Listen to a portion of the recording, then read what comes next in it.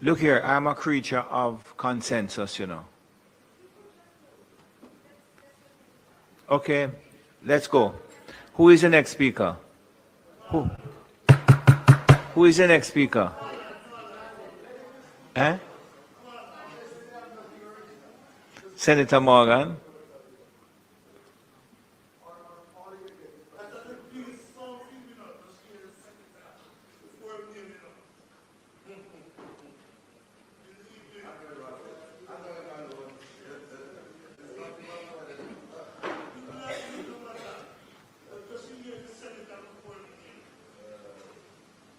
Senator Morgan. Thank you, sir. Who was the Senator Abkafit? Did I say thank you? Thank you very much. Go ahead, Senator Morgan, please. Thank you, Mr. President. Mr. President, I rise this afternoon to support the amendments before us insofar as these three pieces of legislation. When I note the observations from the members opposite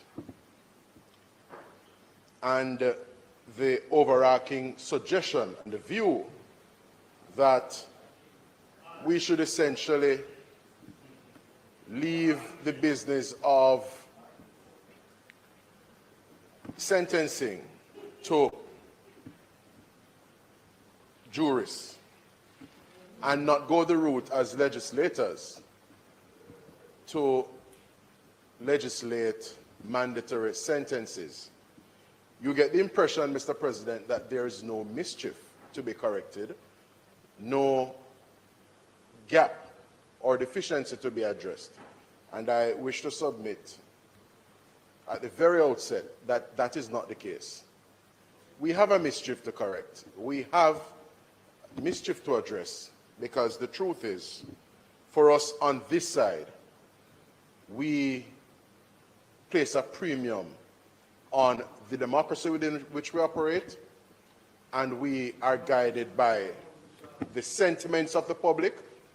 We note, we hear the frustration of the public, and we are Democrats at heart, and we seek to respond appropriately, utilizing the tools as government-side legislators at our disposal, Mr. President. And we are unequivocal and unapologetic in that regard. Why do I start here? Mr. President, Giovanni Ellis, the person who was identified as a person of interest in the brutal rape, murder, and stuffing in a barrel of young Kelsey Cassidy Ferragon in Central St. Catherine is a gentleman who was before the courts before, is a gentleman who had come into conflict with the law before. And the sentiment of the Jamaican people in the case of Giovanni Ellis, as has been the case in other instances where people have been let out back on the streets of Jamaica, and it is in the view and estimation of the Jamaican people that the punishment they got, the number of years to which they were sentenced by our criminal justice system, was insufficient relative to the crime for which they were convicted. That is what the government is responding to, in part, by way of these amendments before us. Yes?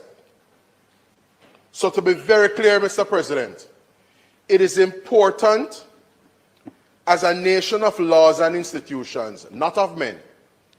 It is important, given our fine democratic traditions, for us to take note as legislators of the sentiments, the frustrations, and of course, the pleadings of the Jamaican people, and have those situated in what we come here to do.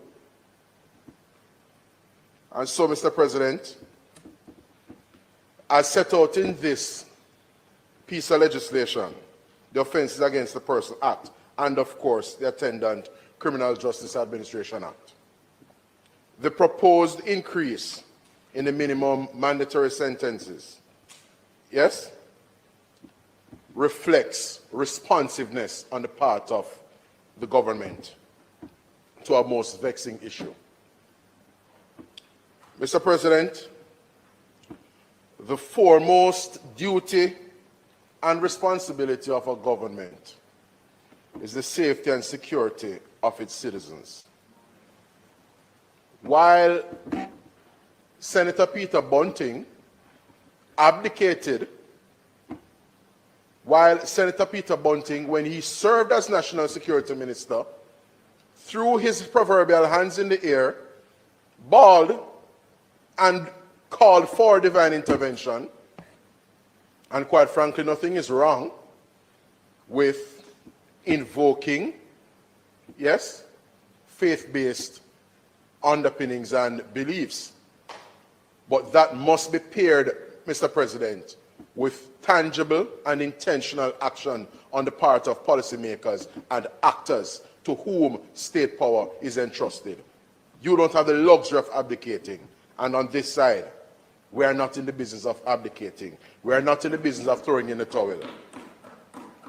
And so we will pursue the marauding gunmen and the menacing criminals in our society. And we will ensure that the toughest and strongest penalties are meted out to them. Mr. President, some years ago, there was a conscience vote in this parliament.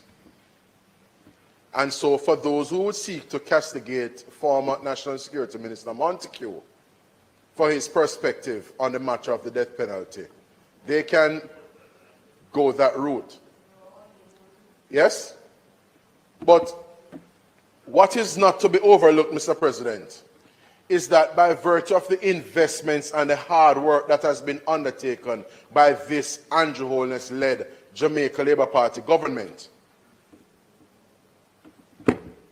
we are at a point at present when all the critical elements have come together, where there is greater certainty of punishment. And so for us, we are not only about the severity of punishment, because we are very mindful of the dynamics of the correctional services and of our penal system. Yes, persons are sentenced as part of the sanctions for having committed themselves, having committed offenses, and they undergo a period of incarceration in many instances, but they go to jail, or to prison rather, as punishment. Not for punishment, as punishment. But what we have managed to do over these past 9.5 years, Mr. President, is to get to a point of greater certainty in punishing offenders. There is no hiding place. And as I said sort of earlier, not even at a villa in Portland, there is hiding place nowadays. And we are unequivocal in that regard. We are pursuing the criminals. We have brought all the critical elements together. And that is why we are where we are at present. In terms of persons who make a determination to commit crime, they best understand and believe that the days of doing so and committing crimes with impunity are long gone. Those days are now, Mr. President, in the rearview mirror where Jamaica is concerned.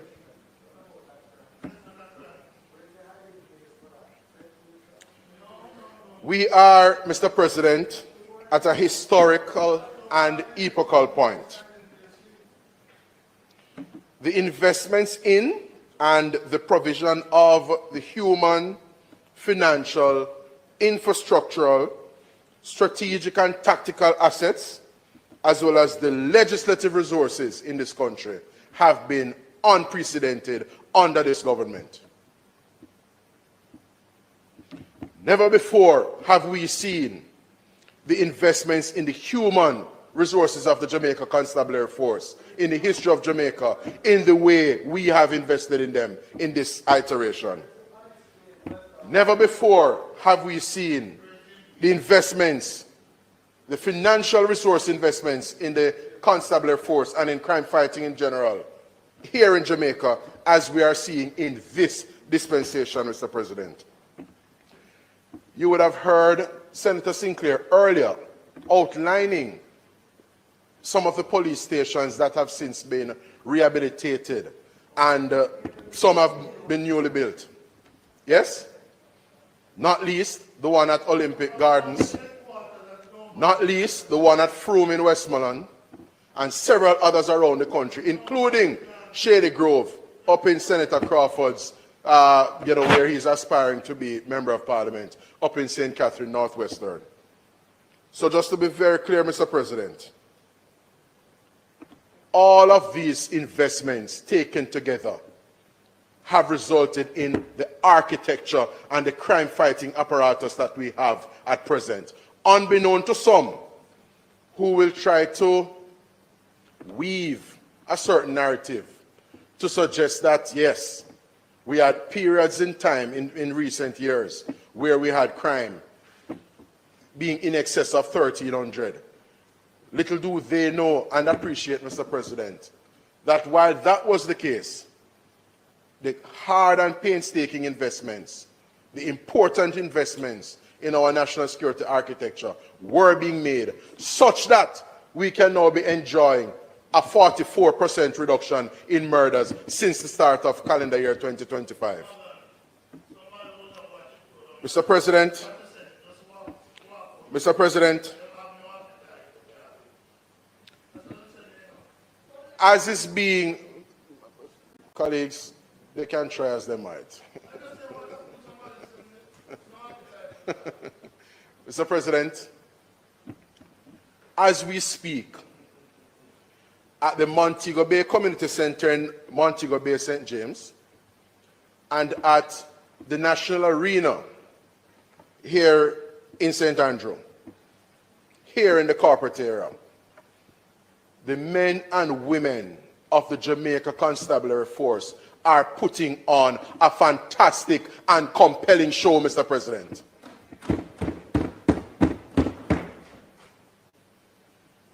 Never before in the history of Jamaica has the Jamaica Constabulary Force had the capabilities that it boasts today.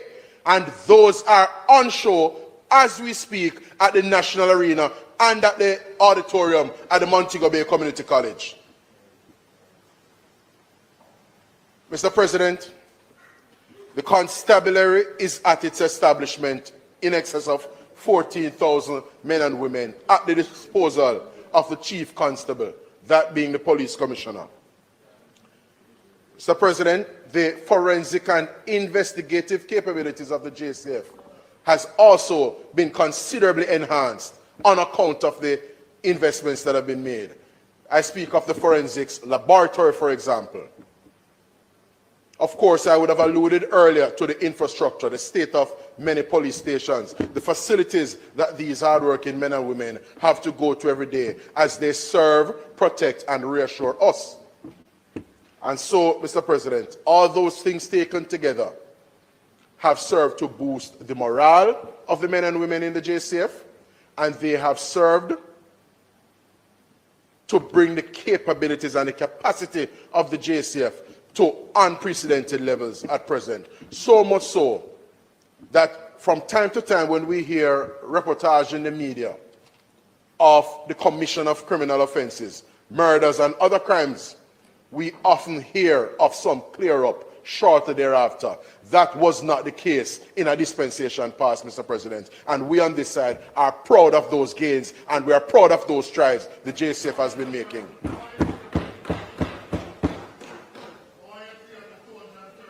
And so, Mr. President, for us, it is not surprising that we're seeing a 44% reduction in murders. It is not surprising for us, Mr. President, consequent on the investments that have been made in crime fighting, in making the people of Jamaica safer, that almost all the police divisions across Jamaica are recording and experiencing reductions in murders since the start of this calendar year.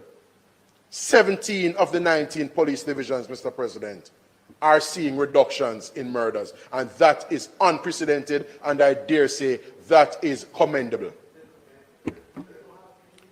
Mr. President, there are 14, as the National Security Minister has indicated. There have been 14 consecutive weeks since March of this calendar year of reduction in murders below 15, yes, for each week. Just recently, Mr. President, it came to light that for the entire month of May, there was no murder in the town of Maypen. And for those of us who can recall and appreciate what the police division of Clarendon has been in recent years, we will know that that is not a small deal. That is, in fact, a big deal.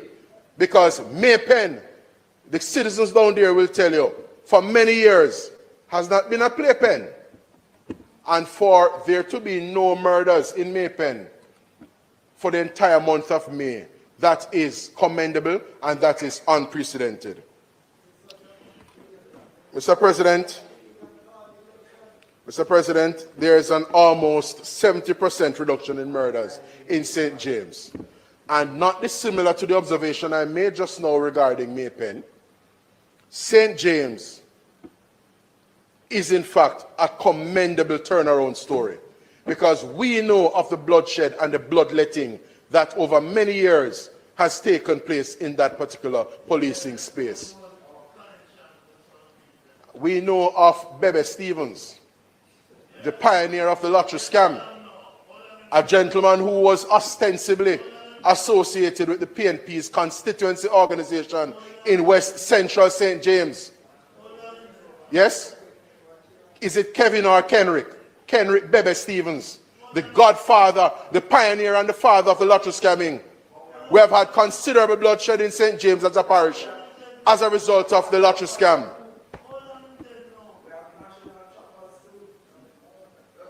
Yeah? And so, Mr. President, a wise man made mention in recent days that time is a relentless master.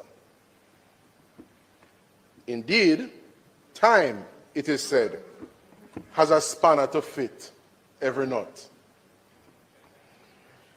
For years, Mr. President, the government's detractors, the government's critics,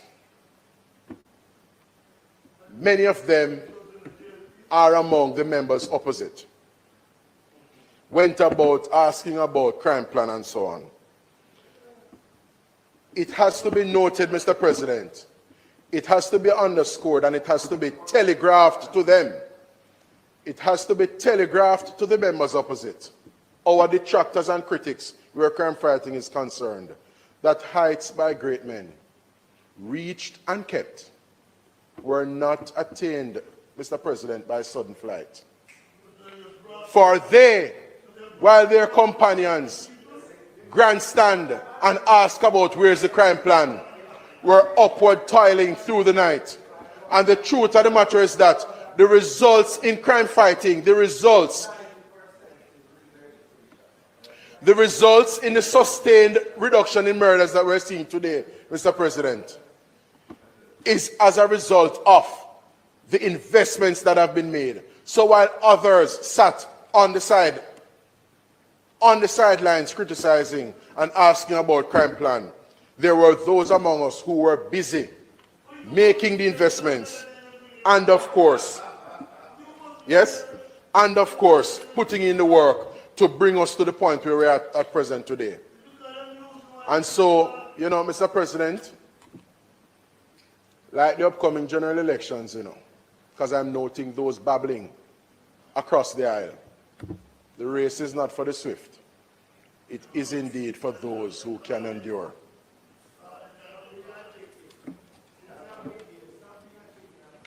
You're a cream crackers, man. You're a soft soap.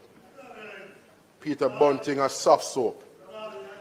Mr. President, the recent judgment of the court on the matter of the SOEs brings into sharp focus where we are as a country and indeed where we have been as a country. Mr. President, over many years we have been racking up a murder tally year over year in excess of 1,000. In many instances, we have gone in excess of 1,300, and we have hit, of course, the 1,600 mark. We became the murder capital of the world in 2005 under the PNP government of that period, under Prime Minister Patterson, who ruled the roost back in that dispensation. And it is quite sad, Mr. President, even as we note the judgment, and I join with Senator Sinclair in welcoming the fact that that particular judgment will be appealed or is being appealed, is a subject of appeal.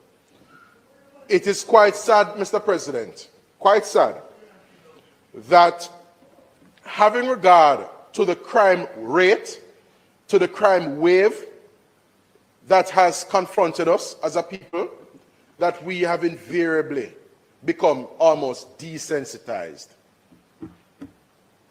It is quite befuddling and concerning at the same time that the scourge of criminality in Jamaica has been almost normalized, such that there are some among us, even to this very day, including some in the precincts of this chamber, would believe that for us to be racking up in excess of 1,300 murders and 1,400 murders and even 1,200 murders plus, that is not essentially in the range of emergency. So, Mr. President, we have had many incidents of murder that are shocking to our collective conscience. You will recall a few years ago in Chapelton, Clarendon, Roshane Barnett perpetrated a most gruesome and horrific multiple murder. He wiped out an entire family. He wiped out a mother and I believe her 4 children, including one of the children, who was seeking to escape. She was seeking to flee. And Roshane Barnett, who thankfully is now in our penal institutions, perpetrated that. And what I have found, Mr. President, is that notwithstanding many of these incidents of murder and these scenarios that have been particularly repugnant, revolting, and I dare say, shocking to our collective conscience as a people, when you listen to the discourse, certainly the narrative and the rhetoric emanating from some quarters, it is as though, Mr. President, there is a greater premium, there is a greater concern for those persons who are alleged perpetrators than there is for the victims themselves. And it makes you wonder, Mr. President, how can it be? Why is it like that? When lives are being snuffed out, the victims for the most part are poor, black Jamaicans who are domiciled in, marginalized and oppressed, or well, let me say, depressed communities. But when you hear some of the commentators, people who I would better describe as bleeding hearts, Mr. President, you get the sense that they are trying to play on the emotions of our people. When you hear them say, yes, when you hear them wax warm, and some of them are ostensibly ensconced in civil society and say that they are a part of civil society organizations. When you listen to them, you get the clear sense that they have more concern for the alleged and accused perpetrators than the victims themselves. So they try to play on the psyche of listeners, and they try to exploit the emotions of people by saying that the police are pursuing poor, black, inner city men. But if you think about it, what is the profile of the typical and average victim of murders in the country? What is the profile of our victims? The profile of our victims are essentially poor, black, marginalized, and inner city men. Excuse me. That is the profile of the average victim.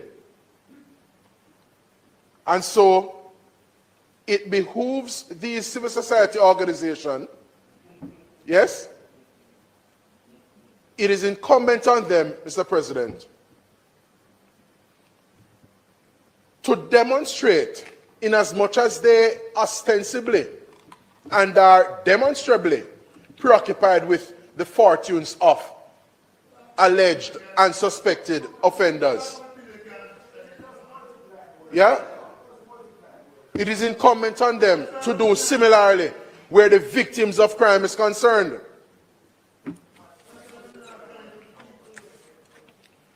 Mr. President,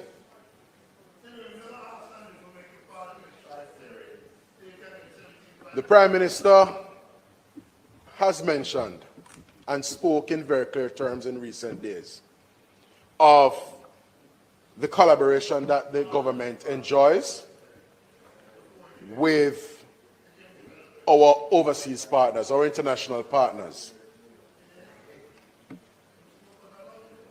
That collaboration, Mr. President, has been serving us well because it is creating conditions where it is a reality that the criminals no longer have the hiding places to which they would typically retreat.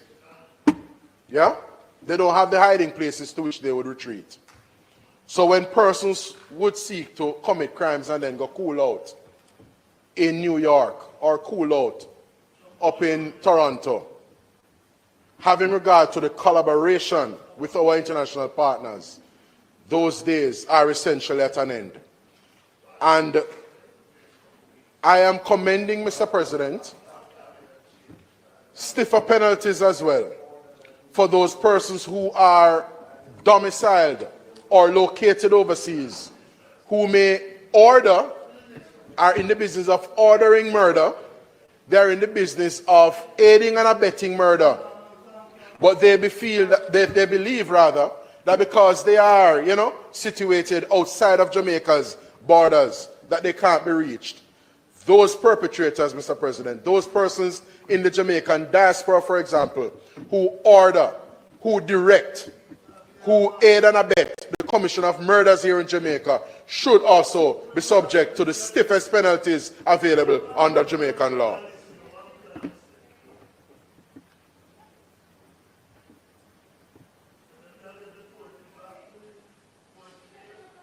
So, Mr. President, as I wrap up, the senator opposite, former National Security Minister Peter Bunting, has pointed out, as he has done in the past, Mr. President, that in terms of murder tally, what we have seen in the past 2 terms is the highest number of Jamaicans murdered. The truth of the matter, Mr. President, is that when the Jamaica Labour Party, shut your mouth and learn something.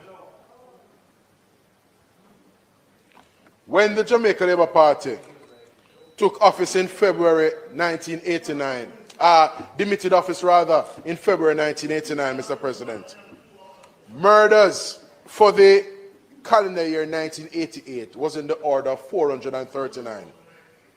Yes?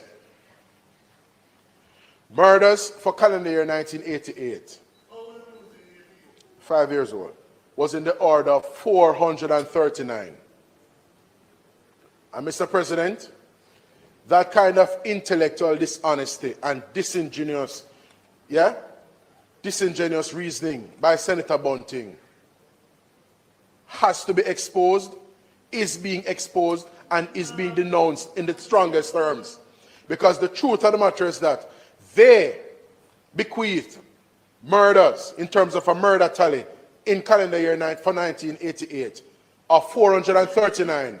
And by 2005, they took murders to 1,600 plus, such that Jamaica became the murder capital of the world. So when you took us to the ridiculous highs and the norms of well in excess of 1,000 murders, how can you turn around having taken us to those new heights? Yes? Having taken us to those new heights, how can you try and turn around when we have been committing murders and having murders in excess of 1,000 for each calendar year, to say that this block of time has had the greatest aggregation of murders? That's a disingenuous reasoning, because you, the PNP, and you were a member of that government in 1993. 1993 to 1997, you were a member of that government. You know what is true? Your success is Jamaica's distress. That is what the truth is. Because you are the direct beneficiary of the greatest transfer of wealth from the poor to the rich in this country. So don't talk to us about truth. Yes? So, Mr. President, I stand in support of these amendments and the 3 pieces of legislation that they touch and concern. I commend the hardworking men and women of the JCF, and I indeed commend the government for its unprecedented investments in our national security architecture, which, Mr. President, is yielding dividends, is bearing fruit insofar as the sustained reductions in murders that we're seeing here in Jamaica. For calendar year 2023, we had an 8% reduction in murders. For calendar year 2024, we had a 19% reduction in murders. And I dare say, Mr. President, I dare say, for 2025 year to date, the reduction in murders is in the order of 44%. I thank you, Mr. President. May it please you. Thank you very much, Senator Morgan. Minister?